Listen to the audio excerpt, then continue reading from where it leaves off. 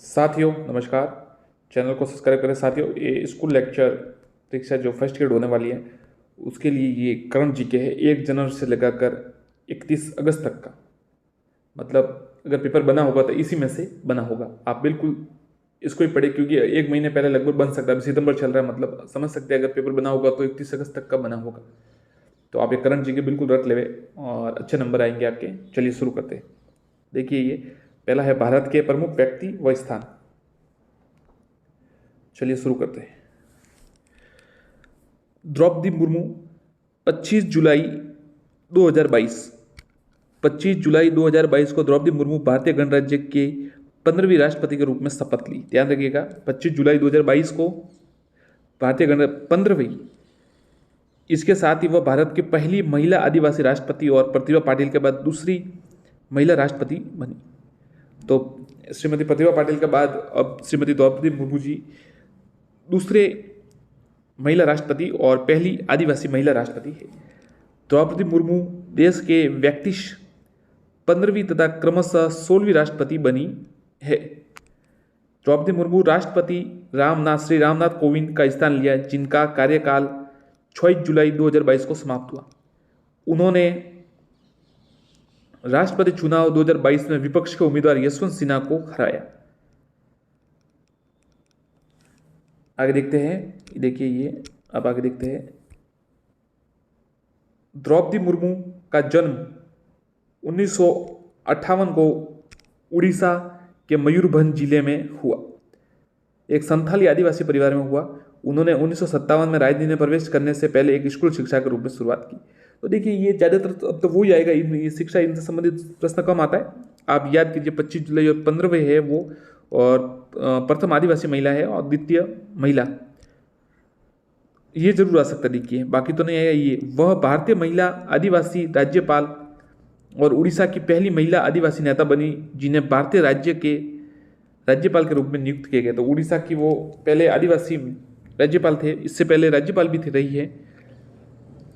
वह भारत की पहली महिला आदिवासी राज्यपाल और उड़ीसा की पहली महिला आदिवासी नेता बनी जिन्हें भारतीय राज्य के राज्यपाल के नियुक्त किया गया। अब देखिए, आगे देखते हैं। अमिताभ कांत, नीति आयोग के पूर्व मुख्य कार्यकारी अधिकारी सीईओ अमिताभ कांत G20 के नए शेरपा हो गए।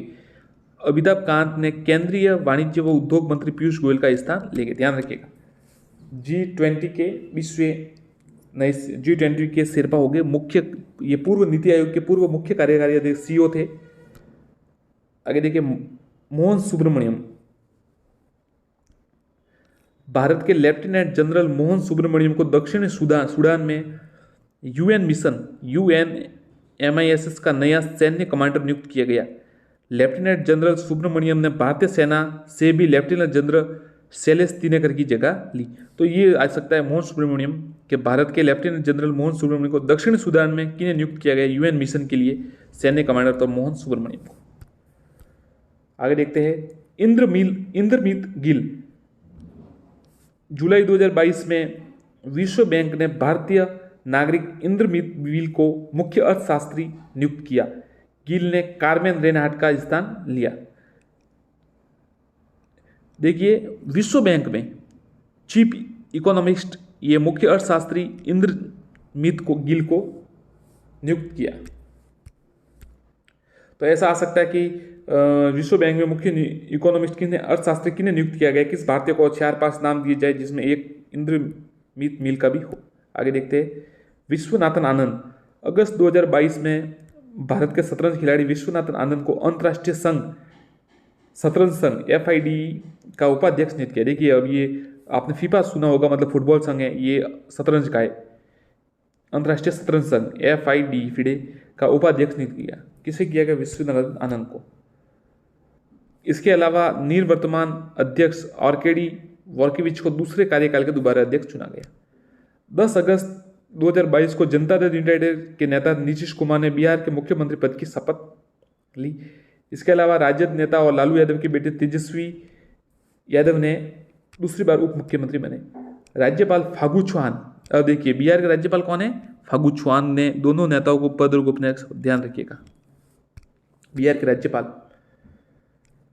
जब अब देखिए श्री जगदीप धनखड़ 11 अगस्त 2022 को जगदीप धनखड़ ने भारत के 14वें उपराष्ट्रपति, ध्यान रखिएगा, भारत के 14वें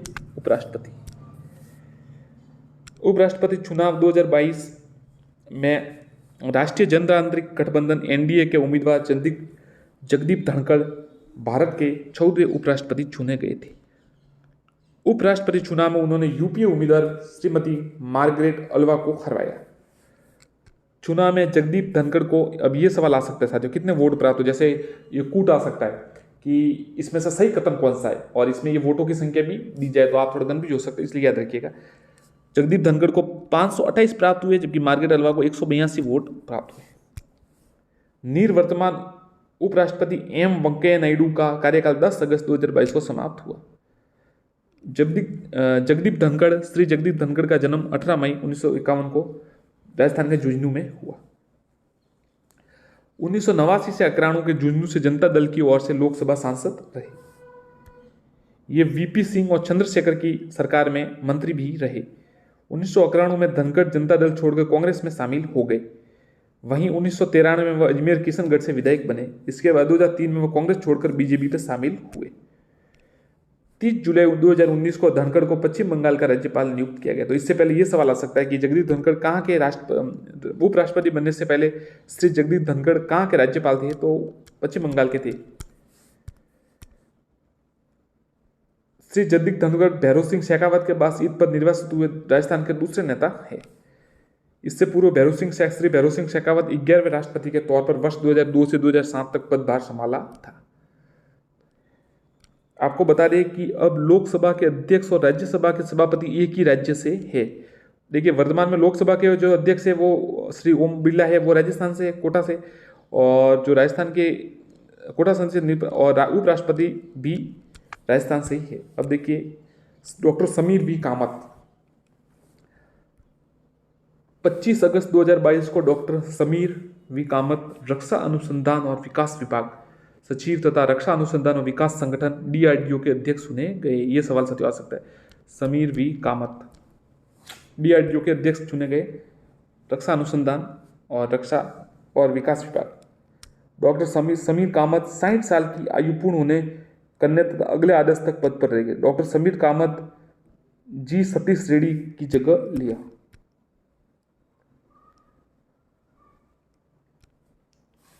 पियरे ओलिवियर गॉरिचंस जनवरी 2022 में अंतर्राष्ट्रीय मुद्रा कोष, ये ध्यान रखिएगा, अंतर्राष्ट्रीय मुद्रा कोष, पियरे ओलिवर गॉरिचंस नया मुख्य अर्थशास्त्री नियुक्त किया गया। इन्हें मुख्य, ये साथियों देखिए अंतर्राष्ट्रीय मुद्रा कोष के है, और जो इंद्रजीत वाला सवाल था वो इंद्रमीत गिल वाला वो विश्व कोष के लिए था। इन्होंने मुख्य अर्थशास्त्री के रूप में गीता गोपीनाथ का स्थान लिया। अब देखिए, उर्जित पटेल, आरबीआई के पूर्व गवर्नर उर्जित पटेल की बीजिंग स्थित बहुपक्षीय वित्त पोषण संस्था एशियाई अवसंरचना AIIB का उपाध्यक्ष नियुक्त किया गया। सवाल आ सकता है साथियों। एशियाई अवसंरचना निवेश बैंक का उपाध्यक्ष उर्जित पटेल को नियुक्त किया गया।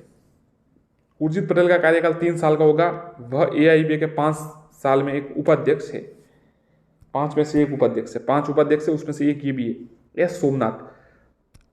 12 जनवरी 2022 को केंद्र सरकार ने प्रख्यात रॉकेट वैज्ञानिक एस सोमनाथ को भारतीय अंतरिक्ष अनुसंधान इसरो का अध्यक्ष नियुक्त किया। ध्यान रखिएगा, एम सोमनाथ ने के सिवान की जगह ली। आपको पता होगा जो मून चंद्रमा लैंडिंग उस समय असफल हो गया था, उस समय के सिवान थे अध्यक्ष, और अब के एस सोमनाथ है। डॉक्टर वी अनंत नागेश्वरन, 28 जनवरी 2022 को केंद्र सरकार ने डॉक्टर वी अनंत नागेश्वरन को मुख्य सलाहकार CA नियुक्त किया। दिसंबर 2021 में KV सुब्रमण्यम का कार्यकाल बतौर अर्थ सलाहकार CA खत्म हो गया था। ध्यान रखिए, कौन है? डॉक्टर अनंत नागेश्वरन मुख्य आर्थिक सलाहकार नियुक्त किया। शांति श्री धूलीपड़ी पंडित, शिक्षा मंत्रालय ने 4 फरवरी 2022 को दिल्ली के जवाहरलाल नेहरू विश्व JNU में प्रोफेसर शांति श्री धूलीपड़ी पंडित को नया कुलपति नियुक्त किया गया। तो JNU के कुलपति शांति श्री धूलीपड़ी पंडित, JNU की स्थापना का प्रोफेसर शांति श्री पंडित पहली महिला कुलपति है। ध्यान रखिएगा, पहली महिला कुलपति है। श्री अशोक कुमार, केंद्र सरकार ने 22 एडमिरल सेवानिवृत्त की अशोक कुमार को भारत का पहला राष्ट्रीय समुद्री सुरक्षा समन्वयक नेशनल मरीन सिक्योरिटी कोऑर्डिनेटर नियुक्त किया। अब देखिए जनरल मनोज पांडे, 1 मई 2022 को जनरल मनोज पांडे को भारतीय सेना के 29वें प्रमुख बने। याद रखिएगा, 1 मई 2022 को जनरल मनोज पांडे भारतीय सेना के 29वें प्रमुख बने। उन्होंने लेफ्टिनेंट जनरल मनोज मुकुंद नरवणे का स्थान लिया। लेफ्टिनेंट जनरल मनोज पांडे सेना प्रमुख के रूप में नियुक्त होने वाले कोर ऑफ इंजीनियर्स के पहले अधिकारी। अब देखिए डॉक्टर सुमन बेरी, ये साथियों देखिए नीति आयोग का 22 अप्रैल 2022 को केंद्र सरकार ने डॉक्टर सुमन के बेरी को नीति आयोग का उपाध्यक्ष नियुक्त किया। इससे पहले डॉक्टर राजीव कुमार नीति आयोग के उपाध्यक्ष थे। और अध्यक्ष कौन होता है? प्रधानमंत्री अध्यक्ष होते हैं।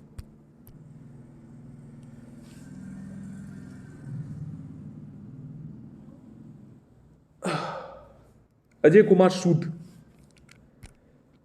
अप्रैल 2022 में प्रसिद्ध भौतिक विज्ञानी अजय कुमार सूद को सरकार का प्रथम वैधानिक सलाहकार PSA नियुक्त किया गया। उन्हें इस पद के प्रख्यात जीव विज्ञानी विजय राघवन का स्थान लिया। S जगदीश कुमार,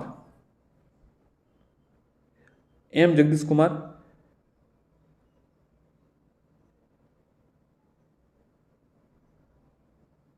फरवरी 2022 में जवाहरलाल नेहरू विश्वविद्यालय के उप कुलपति M जगदीश कुमार को विश्वविद्यालय अनुदान के अध्यक्ष नियुक्त किया। यह साथियों अच्छा UGC के अध्यक्ष, नए अध्यक्ष UGC के फरवरी 2022 में M जगदीश कुमार को। साथियों फिल्म पुरस्कार से भी प्रश्न जरूर आते हैं, तो चलिए शुरू करते हैं। 68वें राष्ट्रीय फिल्म पुरस्कार 22 जुलाई 2022 को 68वें राष्ट्रीय फिल्म पुरस्कारों की विजेता की घोषणा की गई। इस साल की फीचर फिल्म श्रेणी में 305 फिल्मों का नामांकन था। और देखिए किसने किसने जीता इस साल फीचर, जो फिल्म जूरी में नेतृत्व तो विपुल शाह ने किया। निर्माता राष्ट्रीय फिल्म पुरस्कार इस साल अंत में एक समारोह में दिए जाएंगे। तमिल फिल्म सुर्रई पोट्रू को बेस्ट फीचर फिल्म का अवार्ड मिला। एक्टर सूर्या और अजय देवगन को बेस्ट एक्टर का संयुक्त रूप से मिला। ध्यान रखिएगा, तमिल फिल्म जो सुर्रई पोट्रू जो सूर्या की पिक्चर है, मूवी है, बेस्ट फीचर फिल्म का अवार्ड, और अजय देवगन और एक्टर सूर्या को बेस्ट एक्टर का अवार्ड मिला।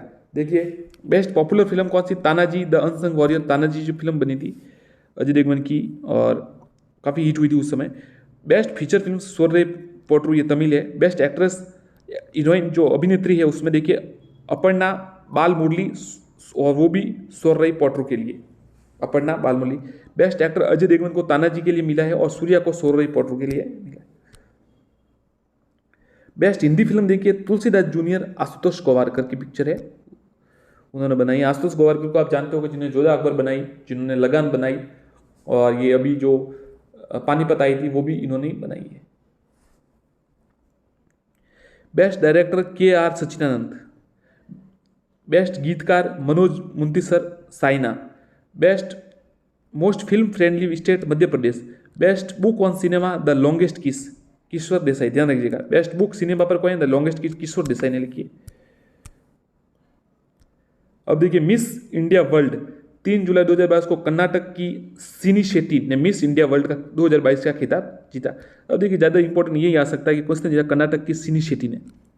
राजस्थान की रूबल शेखावत को फेमिना मिस इंडिया 2022 में फर्स्ट रनअप का ताज पहनाया गया। रूबल राजस्थान के शाही राज की समृद्धि संस्कार विरासत से बिलोंग करते। उत्तर प्रदेश के सिनेदा चौहान को फेमिना मिस इंडिया 2022 का सेकंड रनअप का। अरे मिस यूनिवर्स डिजाइन कानपुर की पल्लवी सिंह ने मिस यूनिवर्स डिजाइन का अवार्ड जीता। जेसी डेनियल अवार्ड मलयालम फिल्म निर्माता KP कुमारन को केरल के सर्वोच्च फिल्म पुरस्कार जेसी डेनियल अवार्ड से सम्मानित किया गया।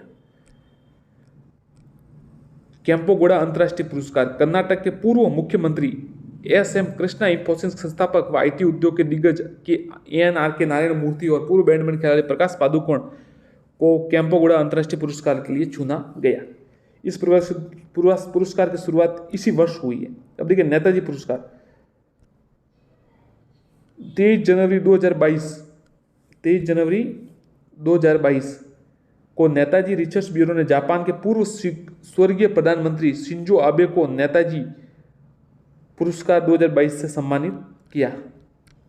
नेताजी रिसर्च ब्यूरो के निदेशक व प्रसिद्ध स्वतंत्रता सेनानी के पौत्र सुगतो बोस ने आबे को नेताजी का बड़ा प्रशंसक बताया। शिंजो आबे जापान के सबसे लंबे समय तक प्रधानमंत्री रहे। जनवरी 2001 में भारत में शिंजो आबे के लिए सर्वोच्च नागरिक सम्मान।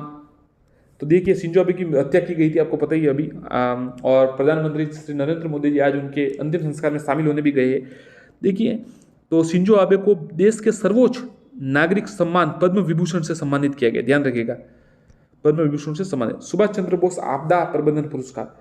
सुभाष चंद्र बोस आपदा प्रबंधन पुरस्कार की घोषणा प्रत्येक वर्ष 23 जनवरी नेताजी सुभाष चंद्र बोस की जयंती पर की जाती है। वर्ष 2022 के लिए गुजरात को आपदा प्रबंधन संस्थान श्रेणी में और प्रोफेसर विनोद शर्मा को व्यक्तिगत श्रेणी में पुरस्कार दिया गया। धन्यवाद साथियों, इससे आगे का जो है वो अगली क्लास में देखेंगे। धन्यवाद। चैनल को सब्सक्राइब करें, जुड़े रहे।